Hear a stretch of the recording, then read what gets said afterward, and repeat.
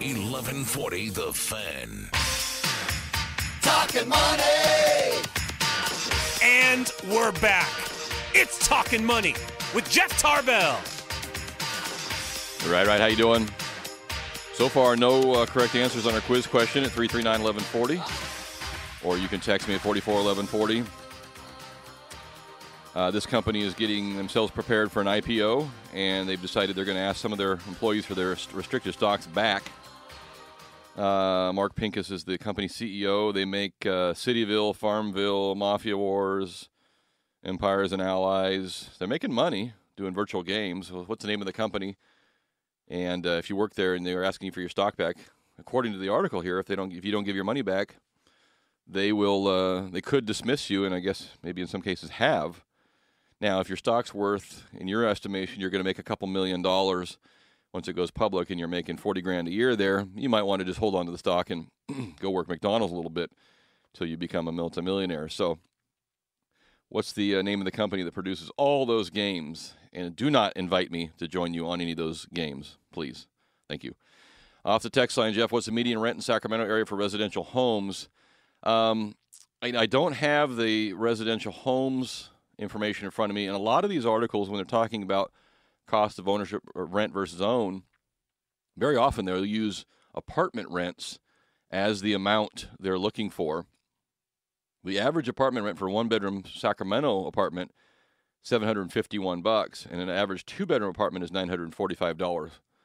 I would guess, and this is an educated guess or uneducated guess, if you want to look at a three-bedroom home in our area, you're probably around $1,100 is my guess for a single-family home. And this is why there's so many of you, the people that are out renting now, have finally realized, wow, for what I am paying to rent this apartment, or many of you are renting small homes, if I'm paying $1,000, $1,100, $1,300 for a home, I can in fact own a home for that.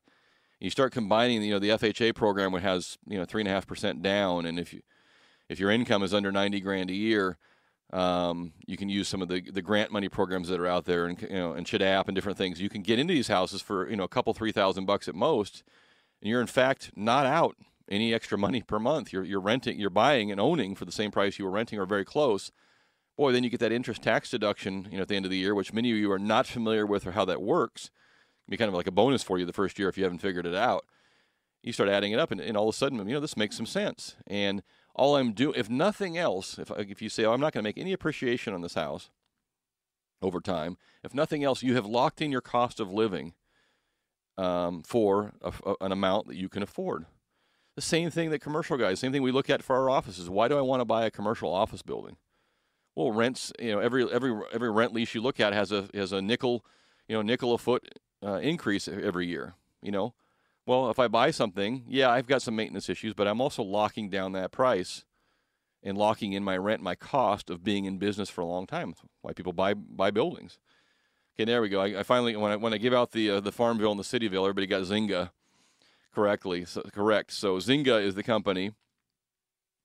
The people that were early hires that they're now coming back and asking for some of their stock shares back. And a lot of this, everybody cites the same early hired Google Inc. cook whose stock was worth $20 million in 2004. So a cook at Google, who was offered some shares early on, sold them for $20 million. And there's people don't want to see the $20 million cook anymore. So they're coming back and saying, who are these employees that maybe aren't even here anymore? Maybe are not key employees in our business. Do we want to make them multimillionaires? And they're asking for the stock back. Frankly, I think that's totally unfair. If you give me stock, if I'm working here, I came to a company and maybe I'm not making as much as I could somewhere else, and I'm coming to work for your company, and that company has to is fortunate enough to go public and make some money, and I win also, and you're going to ask me for my stock back? Yeah, I'd say hell no.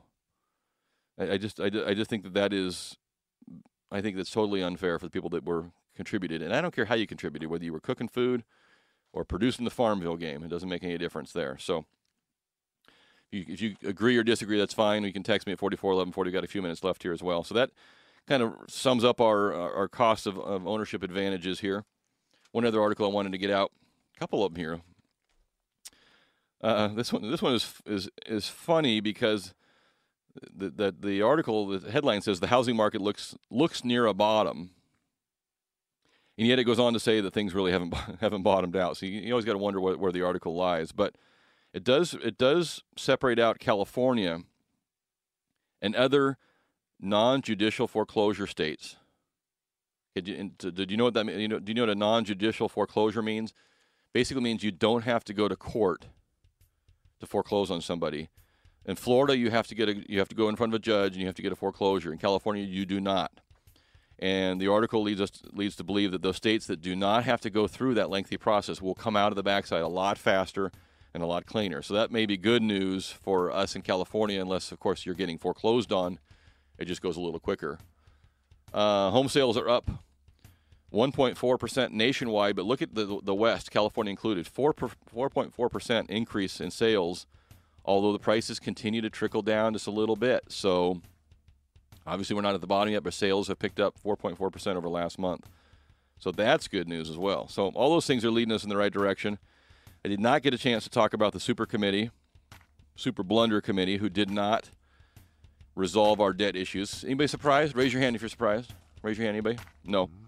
Next week I will talk to you about all of the things that are expiring at the end of 2011 if they do not get a budget worked out. And there's a big list. And 2012 is even worse. And it's a tax increase across the board for everybody. So we'll talk about that next week. That music means we are done. We are out of here. You can find me on Facebook. There's a Talkin Money page and the Jeff Tarbell page on Facebook.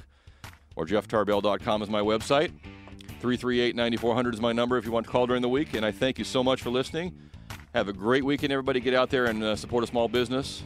We'll see you next Saturday, everybody. Have a great weekend. 30 seconds? I could sing like a half a song. This is like, were you ever in school and the teacher said you got to keep talking, but you had nothing left? You had really you were done. You want to do 10 seconds from the mind of Christopher Laud? Give me some NBA talk, Chris. Come on.